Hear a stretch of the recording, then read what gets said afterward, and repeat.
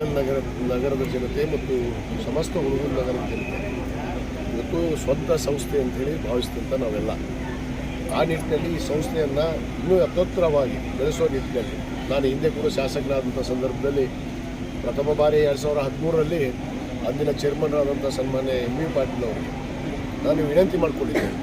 ತಮ್ಮ ಹತ್ರ ಸಾಕಷ್ಟು ಭೂಮಿಯನ್ನು ತೆಗೆದುಕೊಂಡಿದ್ದೀನಿ. ಈಗಾಗಲೇ ನಾನು ಮೆಡಿಕಲ್ ಕಾಲೇಜ್ ಪರ್ಮಿಷನನ್ನು ಕೊಡಿಸ್ತೀನಿ, ನಾವು ಮೆಡಿಕಲ್ ಕಾಲೇಜನ್ನು ಪ್ರಾರಂಭ ಮಾಡಿರಿ, ಬರೀ ಭೂಮಿ ಕೊಟ್ಟರೆ ಸಾಕು. ಆ ಪರ್ಮಿಷನ್ ಕೊಡುವಂಥದ್ದು ಎಲ್ಲದಕ್ಕೂ ಕೂಡ ನಾನು ಸರ್ಕಾರದಲ್ಲಿ ನಾನು ಒಬ್ಬ ಸಂಸ್ಥೆಯ ಸದಸ್ಯನಾಗಿ ಕೆಲಸ ಮಾಡ್ತೀನಿ ಅಂತ ಹೇಳಿದ್ದೆ. ಬಹುತೇಕ ಆ ಭಾಗ್ಯ ಇವತ್ತು ಕೂಡಿ ಬಂದಿದೆ.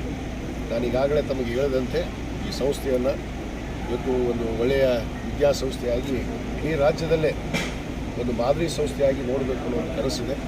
ಆ ನಿಟ್ಟಿನಲ್ಲಿ ಇವತ್ತು ಮೆಡಿಕಲ್ ಕಾಲೇಜ್ ಆಗಿರ್ಬೋದು, ಇಂಜಿನಿಯರಿಂಗ್ ಕಾಲೇಜ್ ಆಗಿರ್ಬೋದು, ಅನೇಕ ಶಿಕ್ಷಣ ವಿಚಾರದಲ್ಲಿ ಈ ಒಂದು ಸಂಸ್ಥೆಗೆ ಇನ್ನೂ ಸರ್ಕಾರದ ಸವಲತ್ತುಗಳನ್ನು ತರೋದ್ರ ಮುಖಾಂತರ ಖಂಡಿತವಾಗಿ ಈ ಸಂಸ್ಥೆಯನ್ನು ಒಂದು ಮಾದರಿ ಸಂಸ್ಥೆಯಾಗಿ ನೋಡ್ತೀರಿ ಮುಂದಿನ ದಿನಗಳಲ್ಲಿ ಅನ್ನೋ ಒಂದು ಭರವಸೆಯನ್ನು ನಾನು ಹೇಳ್ತೀನಿ.